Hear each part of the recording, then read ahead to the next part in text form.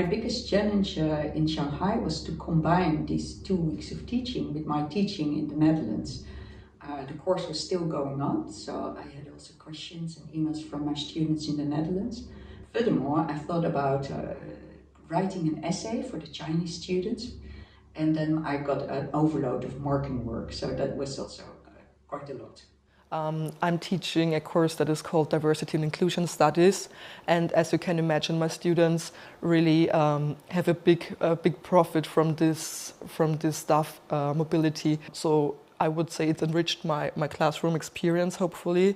I really met people that collaborated with us. Then, we invited them for our international teaching days, for example, and they were a guest lecturer in my class. So it's not only a once-in-a-lifetime experience, but there was great partnership and collaboration that developed from the staff mobility as well. This time there was a difference in that regard that I came with my whole family, but that also meant I had to look for, the visa requirements for the whole family, the health insurance for the whole family, financial security, how to organize this. And we had assistance from the law school, both here and in San Francisco. But because the program had been a bit inactive for 4 or 5 years, I think requirements had changed. So on a weekly basis, my Latin colleague and I, we had to find out how to do things. After my stay, I had to immerse myself in my course in the Netherlands.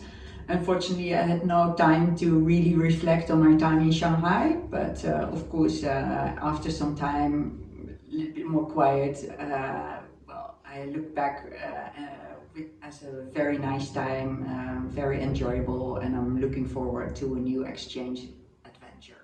When we talk about inclusivity or diversity or about international and sustainable high school or international and sustainable higher education, then you talk with people in your classroom. But of course, at some point they leave university and then they have their own job or they talk with friends, things like that.